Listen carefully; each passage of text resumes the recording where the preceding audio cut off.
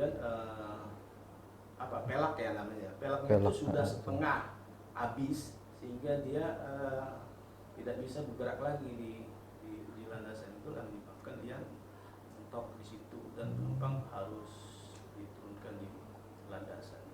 Itu termasuk emergency darurat sih Pak? Ya itu emergency landing. Emergency landing. Emergency landing. Dan pada saat kemunculan percikan api itu ya ATC dengan segera memberitahukan ke unit PKPPK atau pemadam kebakaran bandar udara untuk melakukan yang namanya penyisiran lah, mengikuti dari belakang gitu ya, untuk melihat apa yang terjadi. Nah di sini biasanya ATC akan berkoordinasi lebih lanjut dengan pilot untuk menyatakan apa yang dibutuhkan setelah pendaratan. Biasanya pilot kalau dia butuh firefighting dan dia minta istilahnya disemprot di engine, misalnya kalau engine-nya fire dia minta disemprot, itu nanti ATC akan memberitahukan melalui sarana komunikasi ke petugas PKPPK, pemadam kebakaran tadi Pak ya. Kalau tidak ya tidak perlu ya gitu. Ini ada pendidikan khusus nggak Pak untuk menjadi bagian dari airnav? Ya, kalau airnav ini sebenarnya tidak hanya kita berfokus kepada yang namanya air traffic controllers ya. Airnav ini juga punya teknisi handal di bidang elektronika, bidang navigasi, teknik pada in general. Jadi sekolah atau akademi penerbangan itu saat ini telah ada di Medan. Dulu kita lebih mengenalnya dengan ATKP. Mungkin sekarang istilahnya itu telah berubah menjadi Poltek penerbangan lah. Ya, kemudian juga ada di pusatnya sih di Curug sih. Bengkulu. Curug Tangerang. Oh, Curug. Kemudian di Surabaya juga ada, di Makassar juga ada. Jadi bagi anak-anak muda yang berminat ke bidang aviasi, terutama non-pilot ya, ya, dapat menyasar ke sekolah-sekolah penerbangan tersebut. Tantangan-tantangan yang dihadapi seperti apa sih Pak menjadi bagian dari airnav ini Pak? Kalau dalam pekerjaan itu istilahnya kita tuh kan maunya layanan kita the best ya. Contoh kalau misalnya bagi sebuah alat yang namanya alat navigasi, katakanlah radar ataupun VOR, alat yang akan memberikan guidance secara vertikal dan horizontal. Itu kalau dalam keadaan rusak kita tuh was-was ini bagaimana pesawat ini, bagaimana?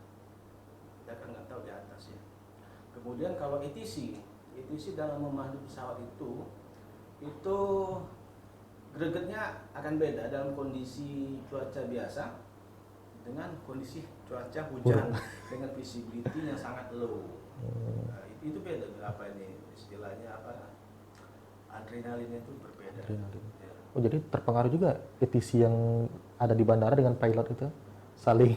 Iya, pilot sendiri dalam keadaan kondisi cuacanya yang tidak bersahabat, dia memberikan konsentrasi lebih ya kan. Begitu juga kami di ATC memberikan konsentrasi lebih. Bagaimana ada deg-degannya juga lah. Bagaimana pesawat numpuk karena tidak bisa mendarat, mau tidak mau kita akan memberikan yang namanya holding atau mereka akan melakukan manuver berputar-putar di udara, dan itu bisa jadi bertingkat-tingkat. Satu level dia ada, kemudian di atasnya juga ada, di atasnya juga lagi ada. Bisa dibayangkan dalam kondisi cuaca yang buruk, beberapa pesawat holding, kemudian kita menanti kondisi cuacanya membaik tapi tidak seperti yang kita inginkan. Itu biasanya kalau di Jambi terjadi kapan itu Pak? Ya, Holding itu, apakah musim-musim penghujan seperti akhir tahun itu? Ya betul. Pada musim-musim penghujan atau pada musim visibility itu sangat low atau tidak. Pada saat musim-musim kabut asap ya. Dulu pada saat Bandar Udara Sultan Taha ini belum memiliki yang namanya fasilitas instrument landing system, itu membutuhkan visibility yang lebih lebar, sehingga kalau visibility itu katakanlah hanya kurang dari 5 nautical miles, itu sudah memberi warning ke pesawat dia nggak akan mendarat di Jambi ini. Tapi dengan adanya fasilitas itu sekarang alhamdulillah telah ada, jadi masih bisa kita pandu sampai katakanlah dua nautical miles kurang. Nautical miles ini hitungannya berapa Pak, kira-kira? Kira-kira 1 nautical miles itu 1,8 kilometer. 1,8 kilometer. Jadi di penerbangan kita lebih prefer pakai nautical miles. Sekitar 1,8 dikali 2 sekitar 3,6 kilometer Pak ya? Atau 4 lah gitu. Kalau dijadiin kilometer mungkin agak kurang deh. Bisa katakanlah 2 kilometer. 2 kilometer. 2 kilometer itu kita masih bisa. Karena pada dasarnya masing-masing maskapai itu membuat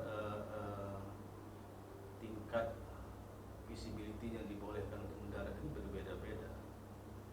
Tapi pada dasarnya ada satu rujukan minimal yang mereka akan mematok di situ. Kemudian maskapai akan menentukan sedikit lebih tinggi.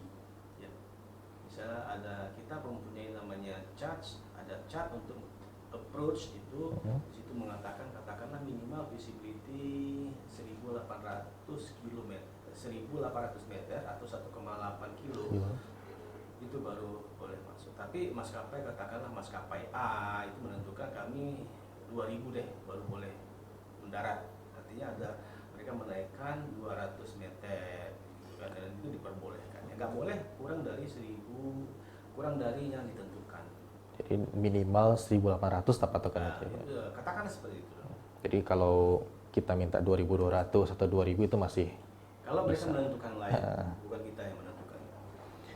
Gitu. Pilot ini per berapa kali Pak? Atau per berapa menit itu komunikasi dengan airnav?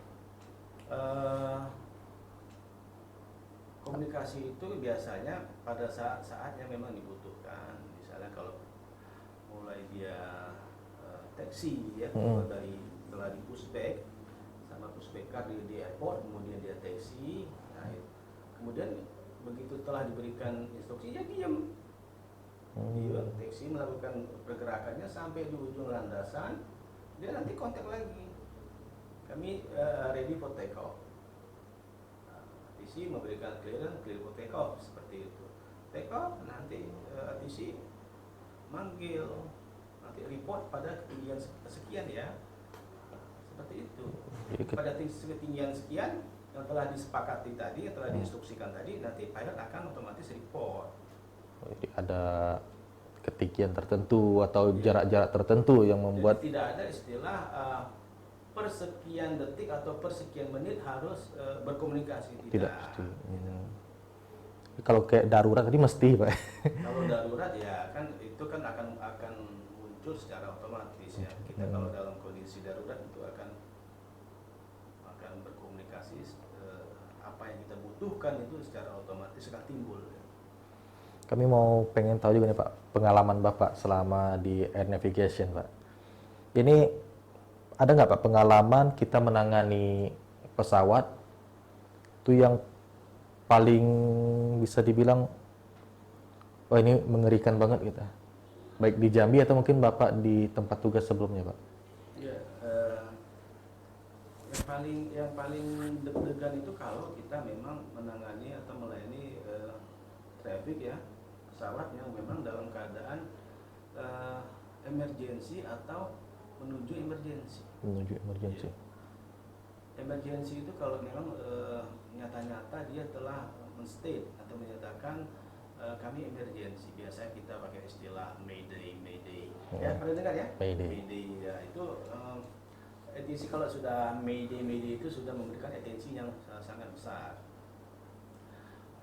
Kemudian ya Mayday itu apa? Konten Mayday itu apa misalnya? Misalnya katakanlah two engine on fire. Dia harus kemana gitu? Kita kan 2 engine terbakar, dia memang hanya memiliki 2 engine ya. Bisa dibayangkan ya.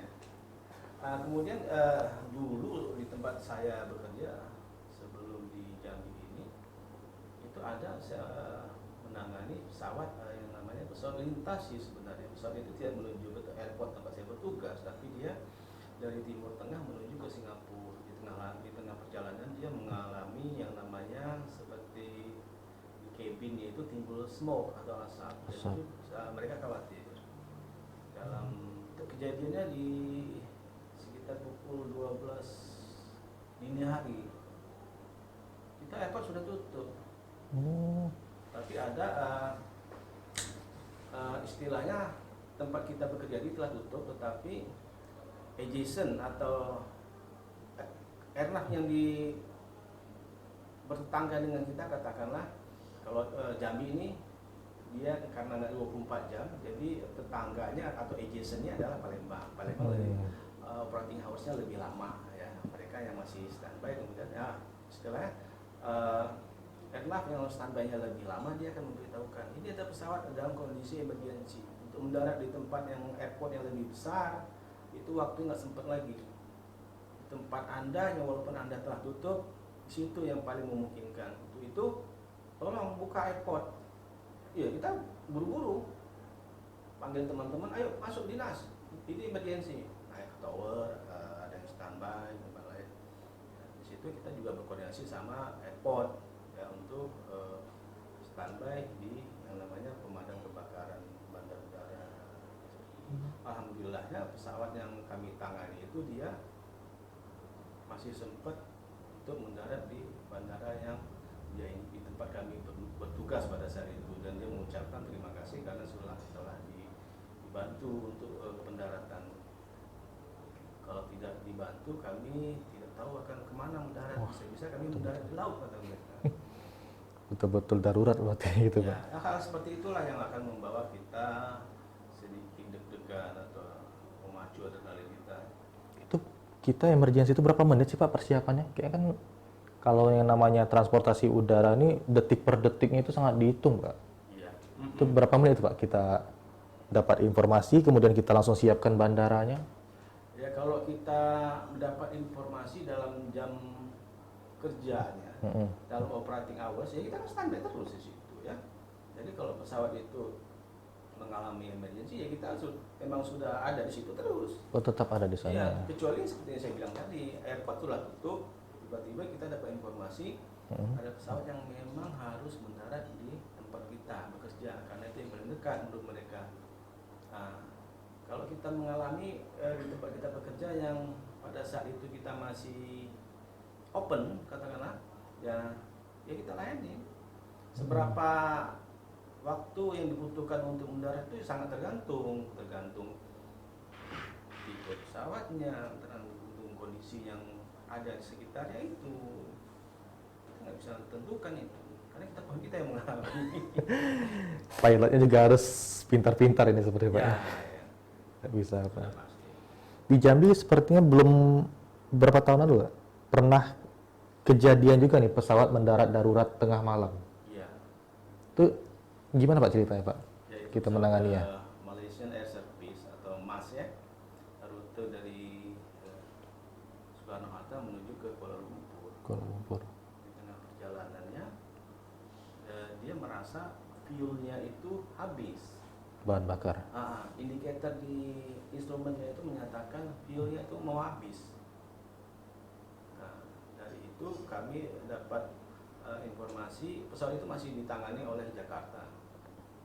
Jakarta kontak ke Palembang, kemudian Palembang mengatakan posisinya seperti ini masih jauh di Palembang. Yang paling dekat adalah Jambi. Padahal kita bukan bandara internasional.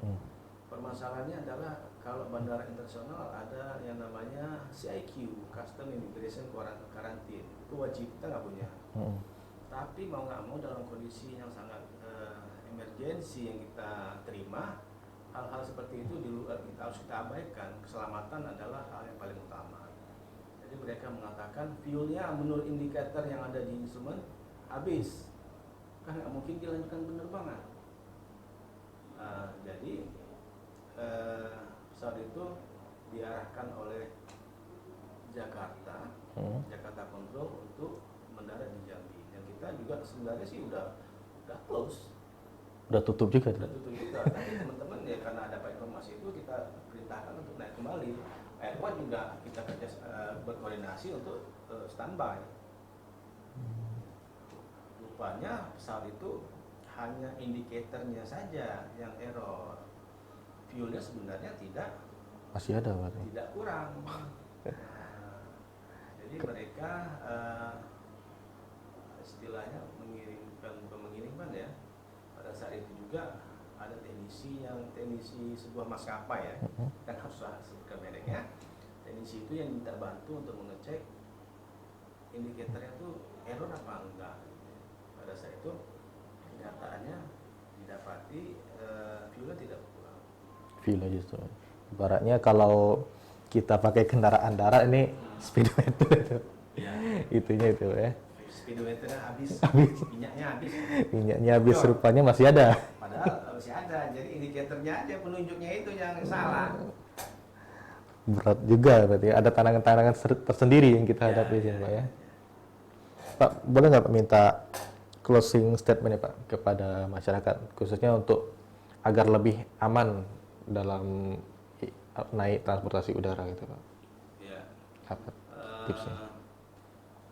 Saya menginginkan atau kami dari Anak Indonesia, masyarakat juga tahu arti penting dari keselamatan penerbangan. Jadi kita bermohon kepada masyarakat untuk tidak bermain layang-layang di sembarangan tempat yang akan mengganggu jalur lalu lintas penerbangan. Kemudian laser, masyarakat suka main laser yang di seperti center tuh ya, tembak-tembakan. Mungkin mereka mau ngetes ya. Nah itu jangan dilakukan, berbahaya untuk dunia penerbangan. Kemudian penggunaan frekuensi yang tidak mendapatkan izin itu juga bisa mengganggu frekuensi dunia penerbangan. Jadi saya mengimbau kepada seluruh masyarakat untuk lebih bijak lah mensikapi hal-hal yang seperti itu, biar sama-sama kita dapat melaksanakan atau memandu lalu lintas penerbangan ini dengan aman, efisien dan efektif. Luar biasa, berarti banyak juga yang harusnya kita perhatikan Pak ya, yang sering kita abai terhadap itu. Dan kita main layang-layang, main laser gitu kan, kita nggak sadar rupanya itu berpengaruh terhadap penerbangan gitu. Itu dia tadi Tribuners, bisa kita ambil beberapa poin-poin penting yang disampaikan oleh Pak Nizwar, narasumber kita hari ini. Kita akan jumpa lagi di lain kesempatan. Sekian, see you. Wassalamualaikum warahmatullahi wabarakatuh.